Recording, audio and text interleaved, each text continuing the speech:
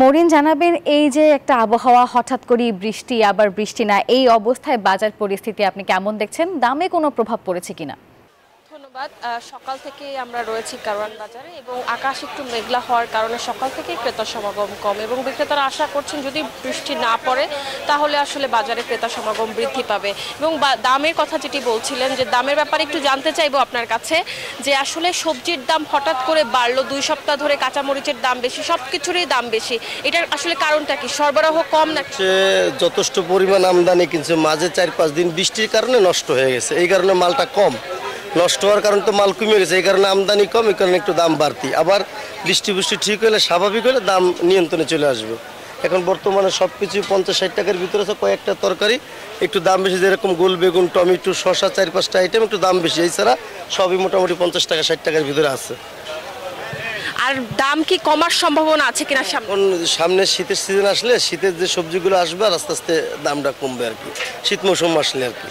আপনি বলতে চাচ্ছেন বৃষ্টির কারণেই সবকিছুর দাম? বৃষ্টির কারণে সবকিছু নষ্ট হয়ে যায় না, একটা না 2-3 দিন বৃষ্টি হলে তো জিনিস নষ্ট হয়ে যায়, নষ্ট হলে তো জিনিসটার দাম বেড়ে যায়।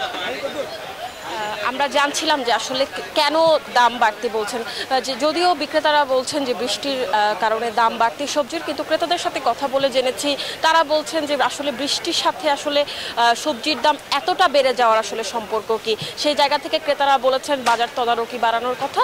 এবং এখান থেকে এই ছিল সর্বশেষ। আমরা চলে যাচ্ছি আমাদের আরেক সহকর্মী নাজমুলের কাছে, তিনি আছেন সাভার বাজারে, জানবো সেখানকার বাজার পরিস্থিতি। নাজমুল, জানাবেন সেখানকার বাজার পরিস্থিতি।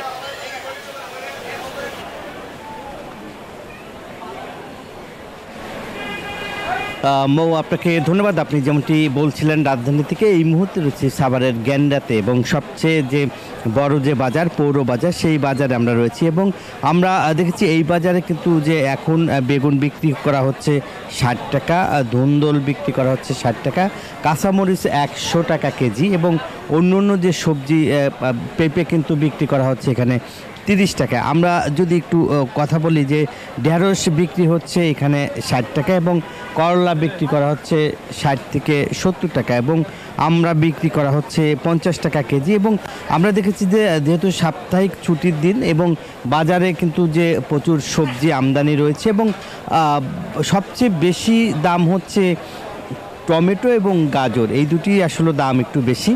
যেহেতু আর মরিচ, যেহেতু অতিরিক্ত বৃষ্টির কারণে সবজির দাম কিছুটা প্রভাব পড়েছে।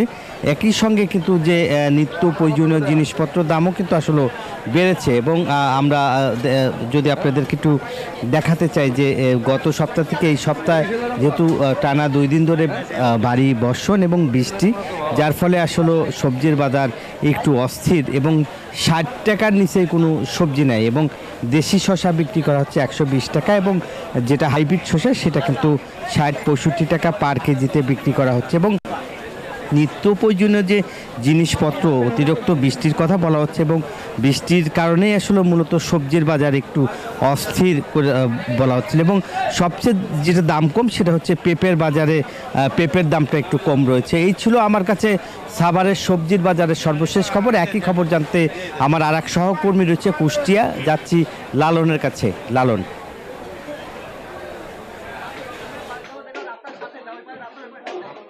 ধন্যবাদ নাজমুল। আপনি সাভার থেকে যেমনটি জানাচ্ছিলেন, কুষ্টিয়ার বাজারের চিত্রও কিন্তু আসলে একই রকম। আমি এই বাজারগুলো ঘুরেছি এবং ব্যবসায়ীদের সাথে কথা বলেছি। ব্যবসায়ীরা যেটি বলছেন যে এই বৃষ্টির কারণে কিন্তু আসলে কাঁচামালের যে সরবরাহ, সেই সরবরাহের ঘাটতি রয়েছে।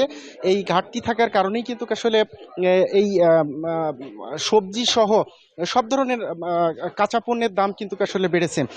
গত সপ্তাহে যে সবজিগুলো আসলে বিক্রি হয়েছে, সেই সব ধরনের সবজির উপরেই কিন্তু 5 থেকে 20 টাকা পর্যন্ত প্রতি কেজিতে দাম বেড়েছে বলে ব্যবসায়ীরা বলছেন। তারা বলছেন যে আড়ত থেকে আসলে দাম বাড়ার কারণে তাদেরকেও বাড়তি দামে আসলে বিক্রি করতে হচ্ছে। আমি যদি একটু আপনাকে বাজার দরটা বলি, কুষ্টিয়ার বাজারে আজকে যে সবজিগুলো বিক্রি হচ্ছে তার মধ্যে অন্যতম আলু যেটি সেটি 30 টাকা কেজি, পটল 60 টাকা কেজি, করলা 80 টাকা কেজি, পেঁপে 30 টাকা কেজি, বেগুন 80 টাকা কেজি, পাশাপাশি শশা কিন্তু যেটি হাইব্রিড 80 টাকা এবং দেশি শশা 100 টাকা প্রতি কেজি বিক্রি হচ্ছে।